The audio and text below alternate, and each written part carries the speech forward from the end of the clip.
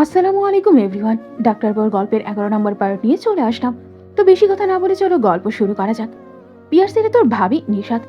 মামি ডাক পেয়ে ধ্যান ভাঙে পিয়ার্সের।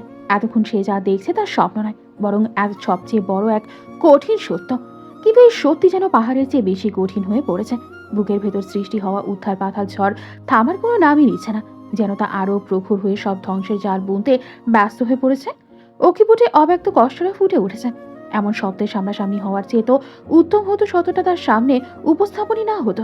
বাদামি রঙার গভীর নয়নদয় মেলে নির্নিমেষ তাকিয়ে রইল সেই সত্যের দিকে, যা তার হৃদয় পিঞ্জরকে ভেঙে গুড়িয়ে দিয়েছে। মায়ের ডাকে পিয়ার্সকে সাড়া দিতে না দেখে রায়ান ভাইয়ের মুখপানে তাকালো। ছেলেটা তারই বউয়ের পানে কেমন করে তাকিয়ে আছে। এই দৃষ্টির মানে কি? কি আছে সেখানে? মুগ্ধতা নাকি কষ্টের ছায়া? কিন্তু কিসের কষ্ট? তবে যেটাই হোক, দৃষ্টিটা বোধহয় পছন্দ হলো না রায়ানের। মুখের রূপ যেন কঠোর হয়ে উঠল, চোখের চাহনিতে তীক্ষ্ণতা ভর করল। ভাইয়ের উদ্দেশ্য গাঢ় স্বরে ডেকে উঠল, পিয়ার্স। ভাইয়ের ডাক শ্রবণ হতেই যেন নিজের অস্তিত্ব খুঁজে পেল পিয়ার্স। সে কি করছিল এতক্ষণ? কারো দিকে এভাবে তাকিয়ে থাকে কে আদৌ ঠিক? আরও যে সে যদি হয় ভাইয়ের বউ। চক্ষুপট বুঝে নিয়ে জোরে একটা শ্বাস নিল। চোখ মেলে হাসার চেষ্টা চালালো, তাতে সফল হলো বোধ হয়। তখনই কানে প্রবেশ করলো তার মামির বলা বাক্য, নিশাদ এ হলো রায়ানের ফুফাতো ভাই পিয়ার্স। নিশাদ নিচের দিকে তাকিয়েছিল এতটা সময়। কার সাথে পরিচয় করিয়ে দিচ্ছে তা দেখার জন্য আর সালাম জানানোর জন্য মাথা তুলে বলল, আসসালামু আলাইকুম ভাইয়া। সামনে দাঁড়ানো লম্বা চওড়া সুঠাম দেহের ব্যক্তিকে দেখে কথা আটকে যাওয়ার উপক্রম হলো। এই ব্যক্তিকে সে চেনে, এটা রায়ানের ভাই। একটু অবাক হলো নিশাদ। তবে এতদিন পর সামনে থেকে লোকটাকে দেখতে পেয়ে ভালোও লাগলো।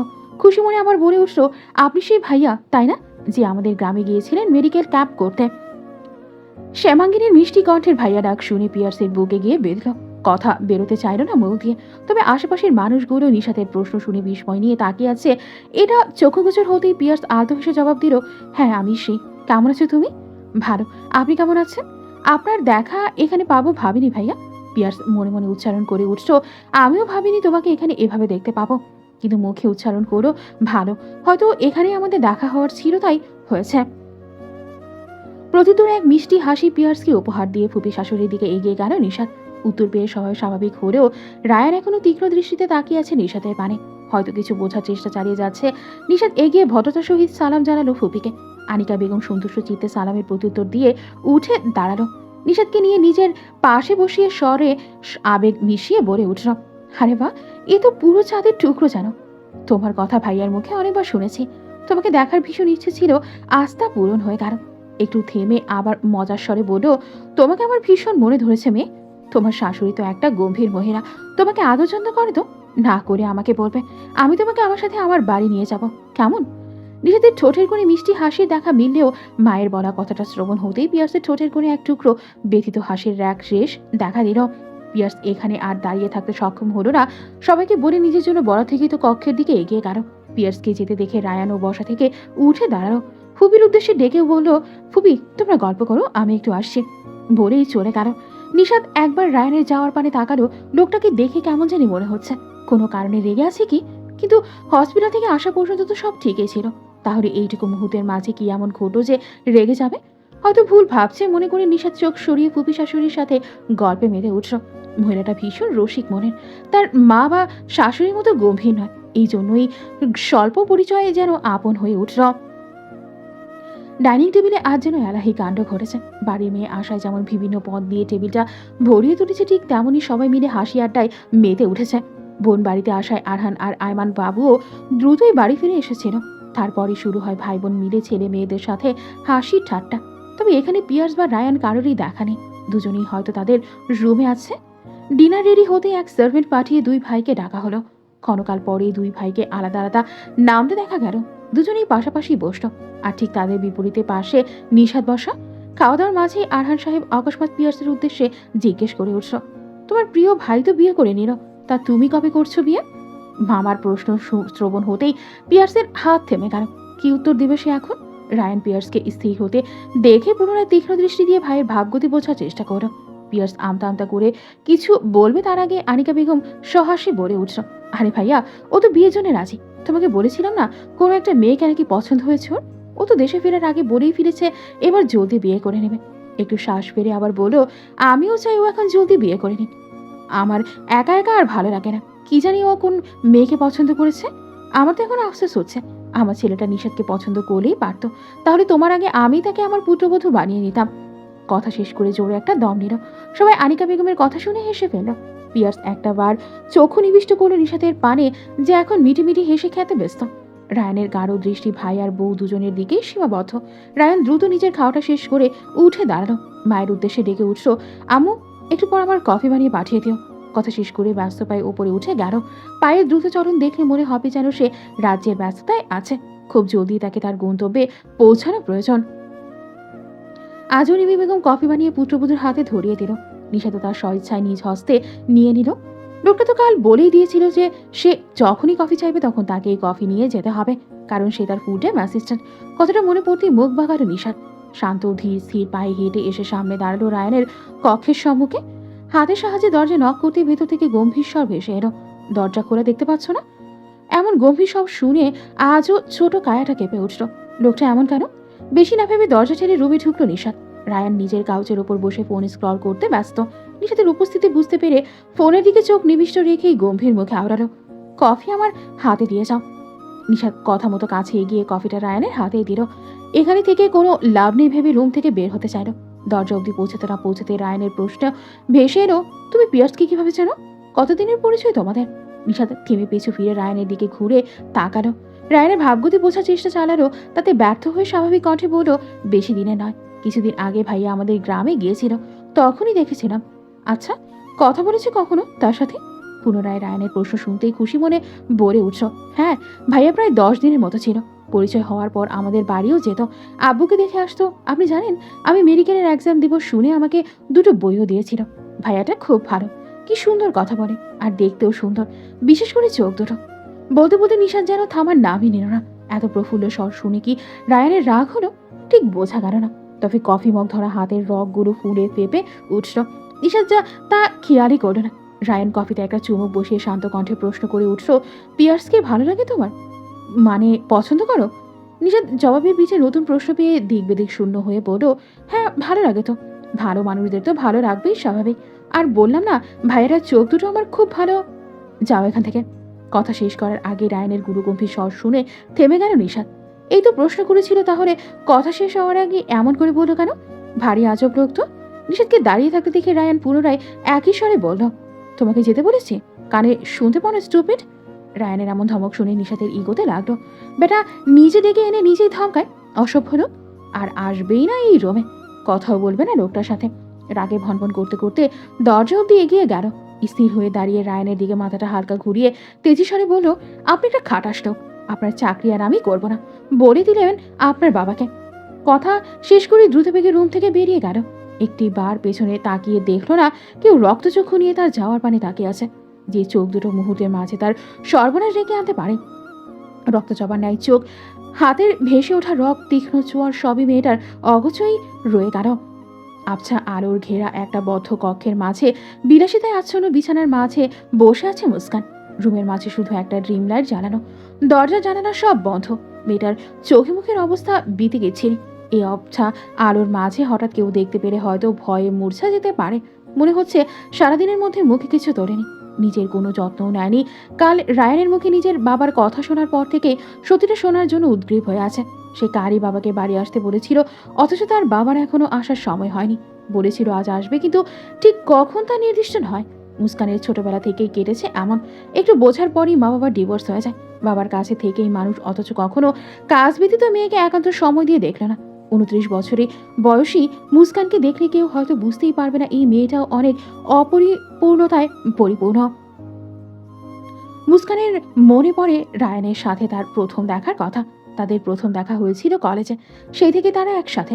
এরপর ভালো লাগা আর সবশেষে ভালোবাসা, যদিও সেটা ছিল একপাক্ষিক, আর যার কিছুটা হলেও মুস্কান উপলব্ধি করত, তবে তা মানতে চাইতো না। সারাক্ষণ মনের মাঝে একটাই বাক্য ঘুরতো, আমি রায়ানকে ভালোবাসি, তার মানে রায়ানকে আমার চাই। কিন্তু কখনো ভাবেনি বিপরীত মানুষটা কি চায়। এটাই মুস্কানের সমস্যা।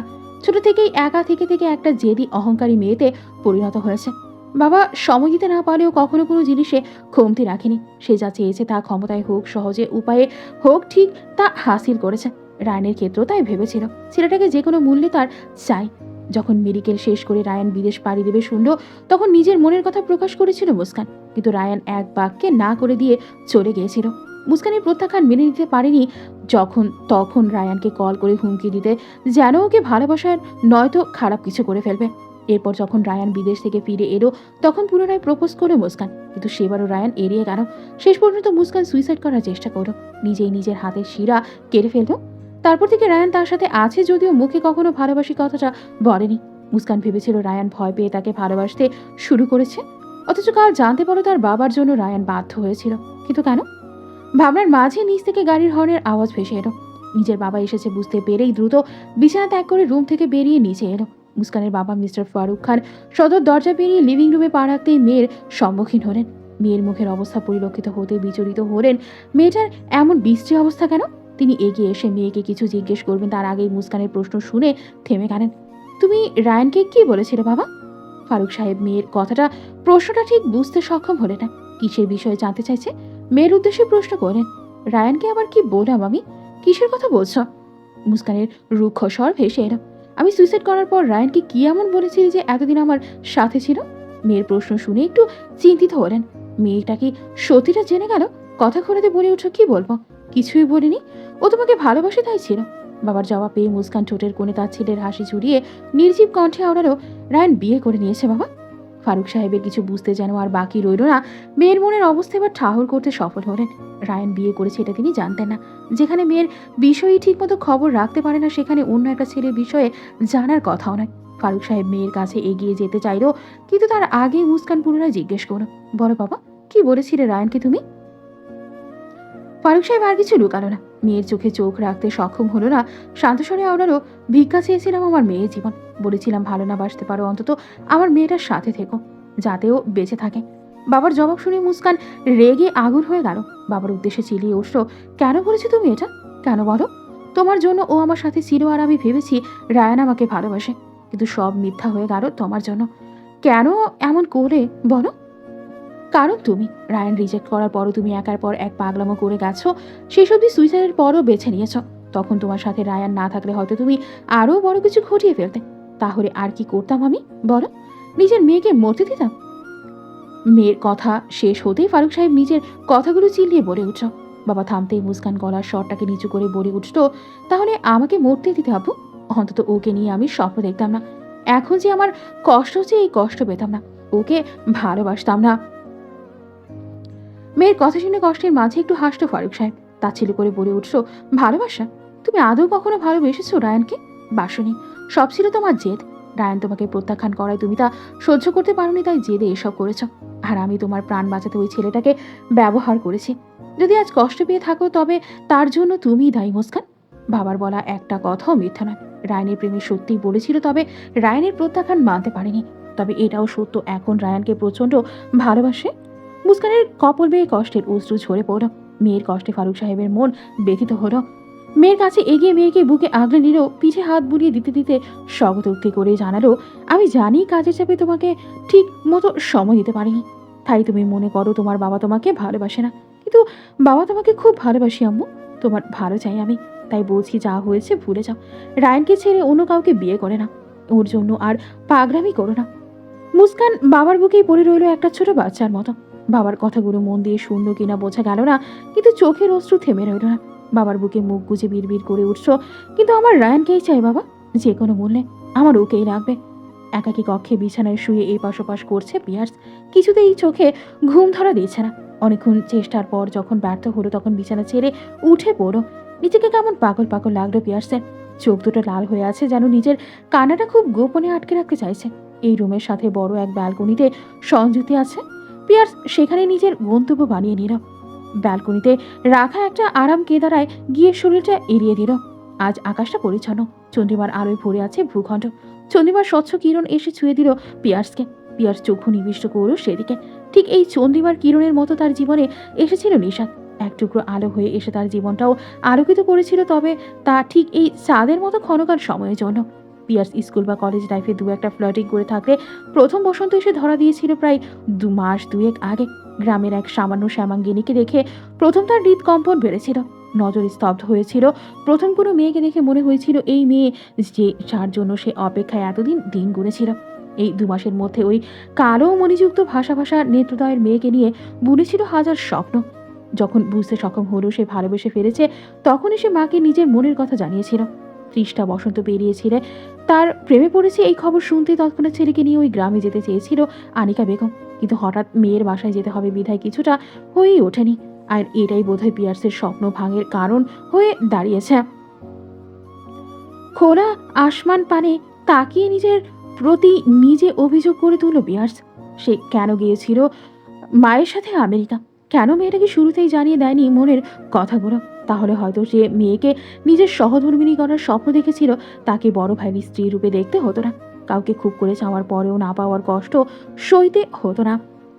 পিয়ার্স চক্ষু পলক বুঝে নিল। চোখের কানির বেয়ে এক ফোঁটা অশ্রু নির্গত হলো। চক্ষু সম্মুখে নিষাদের কালো পাপড়ি যুক্ত পদপতানে আঁখি দুটো ভেসে উঠল।